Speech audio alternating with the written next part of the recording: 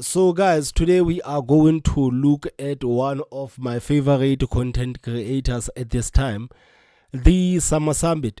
And on this video, he actually speaks about this issue of land expropriation bill and the fact that this land expropriation bill, it is a huge scam. You know that when Ramaphosa and his people speak about this issue of land expropriation, they say that it is about the redress. The people were dispossessed of their land.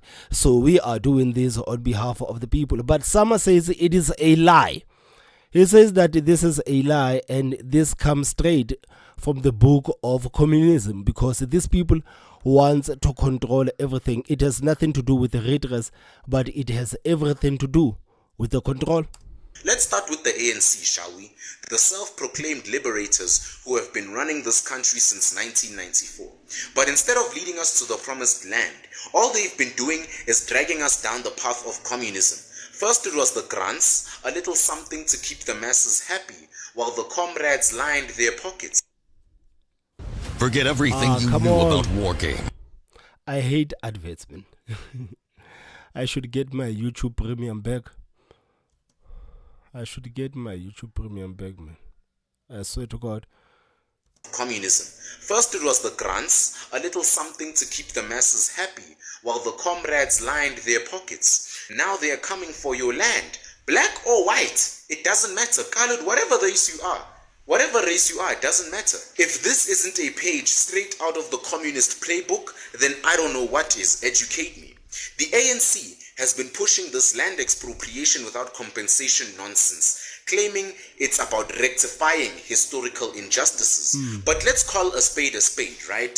This is nothing more than a power grab. They want to take land from productive farmers and hand it over to cronies who wouldn't know a plow from a pitchfork. And who suffers? The ordinary South African who just wants to put food on the table.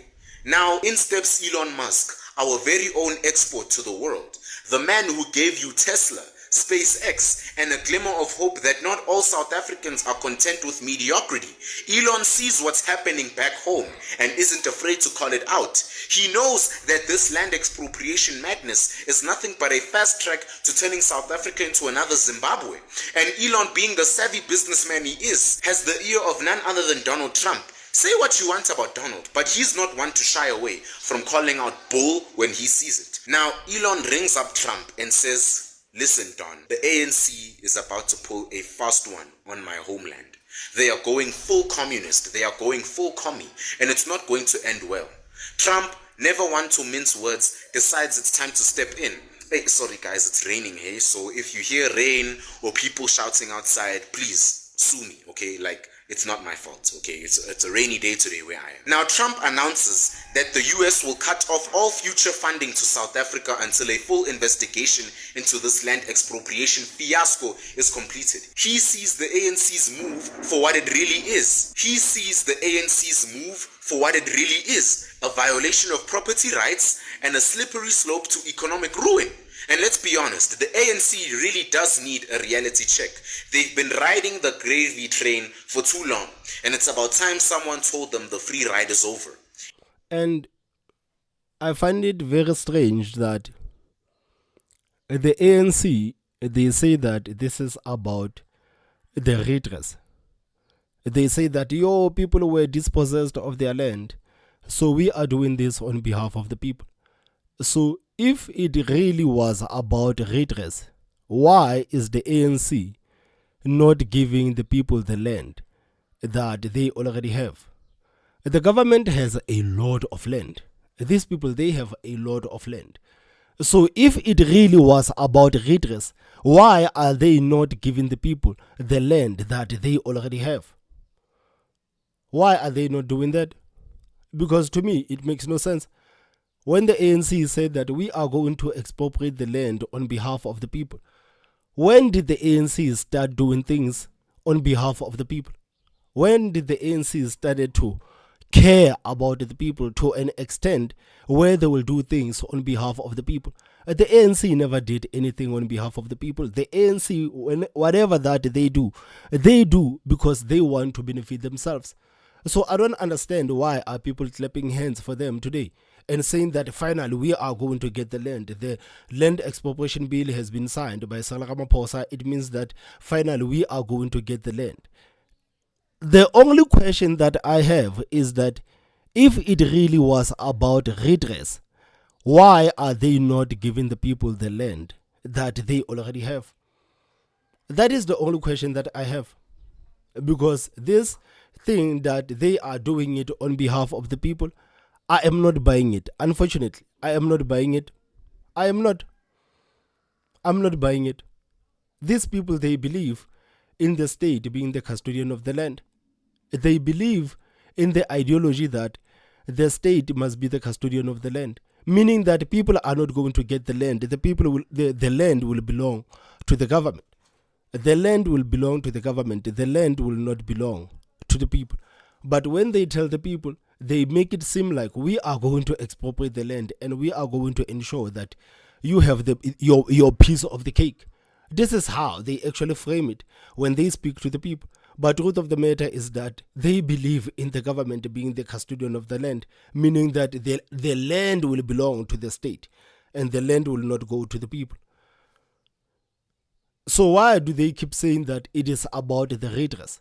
Why do they keep saying that it is about the redress? The people were dispossessed of their land, so it is time to give them their land back. Like, it is confusing. Two things cannot be, these things cannot be true at the same time. It's either they are expropriating the land on behalf of the people or they are expropriating the land on behalf of the state. They cannot be true at the same time. It's rich, isn't it? The ANC bigwigs preaching about equality and redistribution while they sip on imported champagne in their mansions. They talk about giving land to the poor, but we all know where that land is going.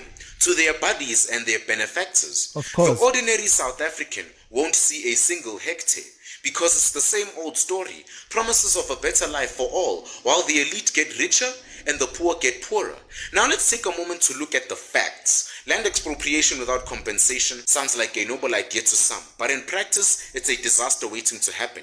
When you take land from those who know how to farm and give it to those who don't, what do you get? Failing farms, shortages, and an economy in freefall. Just look north of Zimbabwe if you need a case study. Now, before we go any further, I want us to take a step back and break down what communism actually is. Because apparently, some people still think land expropriation without compensation is some heroic act of justice. Spoiler alert, it's not. It's communism. Plain and simple. So what is communism for the younger generation watching this? You see, communism in its basic form is a system where the government controls everything. Everything. Your land, your money, your business, even your ability to think freely if you let them go far enough. That system has ruined countries like Cuba, Venezuela, North Korea, and of course, Zimbabwe. The core idea, no private ownership.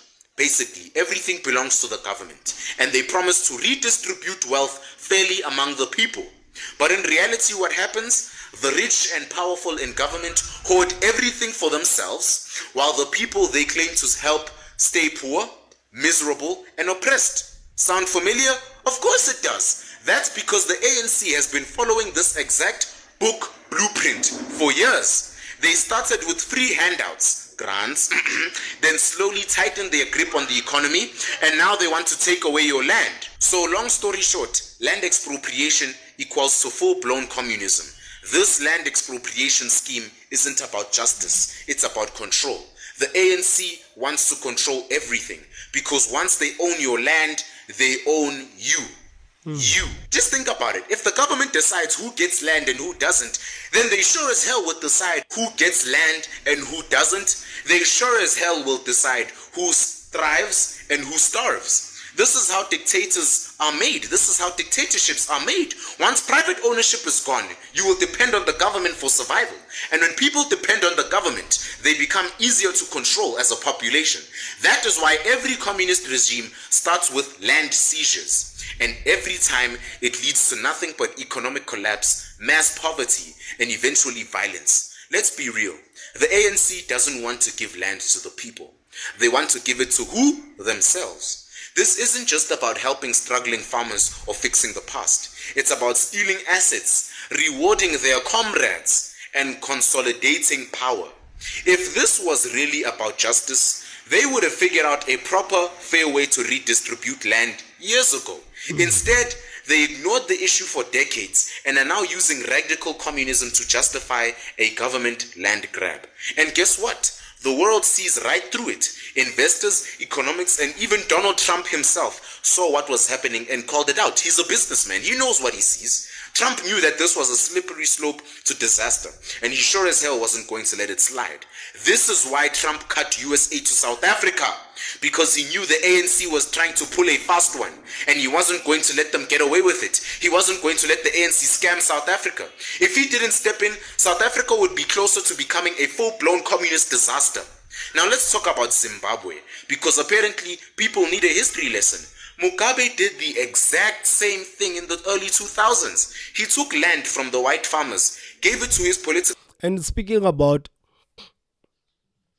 And speaking about Zimbabwe, this actually shows that we have poor journalists. Because when the journalists in this country actually speak with the members of the ANC, the one question that the journalists are not asking these people is, how are you going to do this differently from Zimbabwe? I have never heard a single journalist actually asking real questions when it comes to this thing of the land expropriation bill. The one question that they should ask these people is, what is it that is going to make the land expropriation of South Africa different from the land expropriation of Zimbabwe? How are you guys going to make it different? That's why I'm saying that in this country, man, I feel like we honestly have poor journalists that are not actually pressing these people so that these people can give the answers. Because right now, even the citizens are not really paying attention to what the ANC is trying to do. They are not really paying their attention. I guess they are waiting for things to actually be bad before they say, whoa, what is the ANC have been doing? What have these people been doing? And these people are doing it right in front of their faces. But unfortunately, we don't even have the journalists that are going to hold them accountable. None of the journalists are actually holding these people accountable.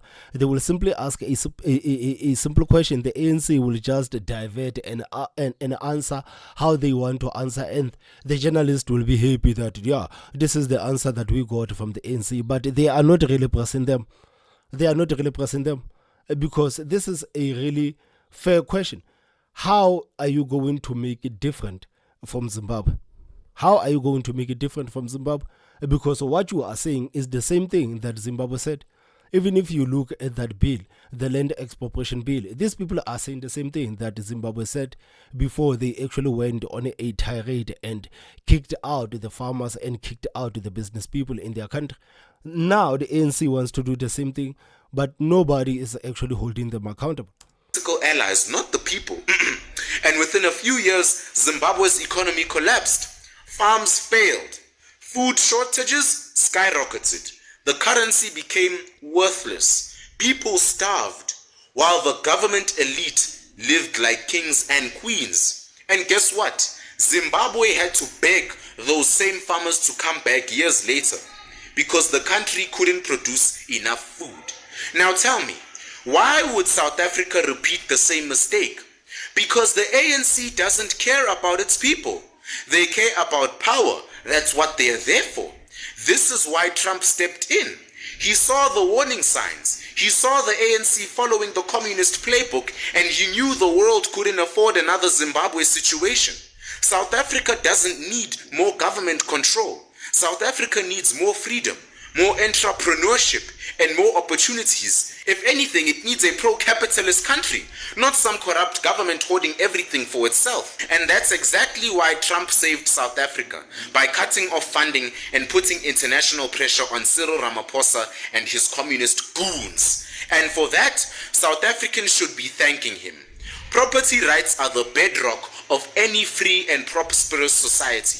When the government can take your property without any compensation, you are no longer a citizen, you are a serf. The ANC's move undermines the very foundation of our democracy and sets a dangerous precedent. Today it's land, tomorrow who knows? Your business, your home, your children. Your very freedom could be next. It's a strange world we live in when a tech billionaire and a brash American president are the ones standing up for South Africa's future. But here we are. Elon Musk, despite his quirks, sees a bigger picture. He knows the innovation and progress can't thrive in a country where property rights are trampled. And Trump, for all its faults, understands that economic freedom is essential for prosperity. And what does the ANC do in response? They deny, deflect, and play the victim. They accuse Trump and Musk of meddling in South Africa's affairs and business, of not understanding the complexities of our country. But it's not about history, it's about the future. The ANC's policies are leading us down a dark path, and you know it.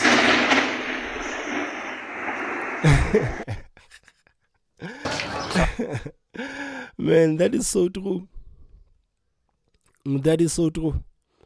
But right now, if you look at how South Africa is standing right now, you have the ANC and you have the EFF and you have the MK party. And if you look at these people and their numbers, electoral, if you look at their numbers, the ANC has like 40%, Umkhonto we Sizwe party has 15%, and the EFF has 9%. So they have 65%.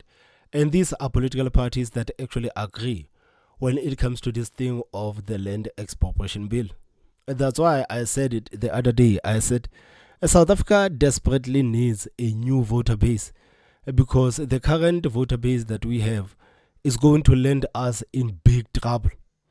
It is going to land us in big trouble. Right now, we can just be happy for a moment that the leaders of these three political parties, they seem to butt heads instead of just getting along. Because if they can get along, the ANC, the EFF, and Umkhonto we Sizwe party, this country will be in a big trouble.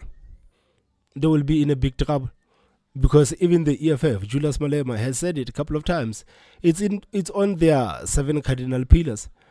The land belongs. The state should be the custodian of the land. These are the people, they believe that the land, the state should be the custodian of the land. They don't believe in the people owning the land, despite them lying to the people at every single turn that we want the people to have the land. We understand that the people have been dispossessed of their land. But if you listen to them, they believe that the state should be the custodian of the land. They believe that they are the ones that should control the land. They believe they are the ones that should control the land. But unfortunately, the people on the ground, they believe that these political parties are working hard so that they can have the land. This is the sad part of it. And this is the sad part of it. And 65% of the electorate actually believes that their parties are fighting for them to have the land. They are not fighting for them to have the land. It has nothing to do with the redress. It has absolutely nothing to do with the redress. And unfortunately, you will never see these political parties actually pressurizing the ANC, pressurizing the government to distribute the land that they already have. You will never see them do that. Right now, they are waiting for the ANC to fall. And they hope that they are going to get in and be the state so that they can have that land that the ANC is having. When was the last time you had Umkhonto we Sizwe party and the EFF and actually pressurizing the government to distribute the land that they have to the people? Have you ever heard these political parties pressuring the government to give the land to the people? No, the government has millions and millions of acres of land. So why don't they give that land away? Why don't they give that land away? That land is about them and what they can do with it. We saw on that documentary that actually exposed what was happening in Zimbabwe. We saw how the ZANU-PF was actually using the land of Zimbabwe as their leverage. We saw how they did business with that land of Zimbabwe. And they are the ones that they are benefiting while the people are living all over Africa. A narrative that was spread is that Zimbabweans have the land. Zimbabweans have the land. Yeah, Zimbabweans have the land. But if Zimbabweans have the land, Why are millions and millions of Zimbabweans scattered all over Africa? What are they doing all over Africa when they have the land? They don't have the land. The state is the custodian of the land. The state is the custodian of the land.